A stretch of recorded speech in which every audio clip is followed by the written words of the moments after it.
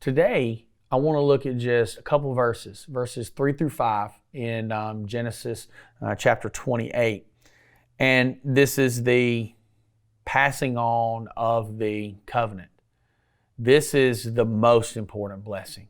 What Isaac does here is more important than the birthright, and it's more important than the other blessing. This is the blessing that Esau despised. When the Bible tells us Esau despised his blessing, this is the blessing. This is what it's really about. And Jacob, just like Abraham and Isaac before him, weren't worthy of this blessing. No human is, when you listen to what this says. So let's look at it in verse 3. It says, "May God Almighty bless you and give you many children, and may your descendants multiply and become many nations. May God pass on to you and your descendants the blessings He promised Abraham.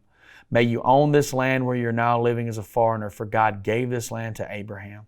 So Isaac sent Jacob away, and he went to Paddan Aram to stay with his uncle Laban, his mother's brother, the son of Bethuel the Aramean. So this was the big deal. This was the most important thing. This promise that was coming down to make a nation. Remember the promise that was given to Abraham. Your descendants will be like stars on the sky and sand on the seashore. You will possess this land. That all the nations of the earth be blessed through you. See, through Jacob would come the Messiah. We can go straight from Abraham to Isaac to Jacob to Judah, right on down the line to David, from Solomon on down, all the way to Jesus Christ. We can see it. It's all the way out there. This is the important part. And Jacob was not worthy. This was a broken family. It was tough. They made bad decisions.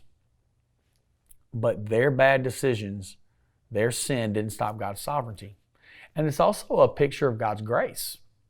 God was in control and God was sovereign, and the promise He made to Abraham would continue because He said so.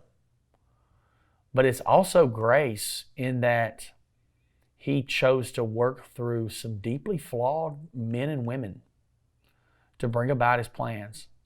And He showed them forgiveness, and He showed them love, and He restored them. So Jacob's on his way. Sad thing is, though, this will be the last time he'll ever see his mother or father. By the time he gets back to the promised land, those passed. And that's the result of his sin. What he did, what Isaac did, what Esau did, what Rebekah did, it breaks this family apart. It's done. Sin oftentimes has consequences. Sin breaks families apart. Sin breaks relationships apart. That's what happens here.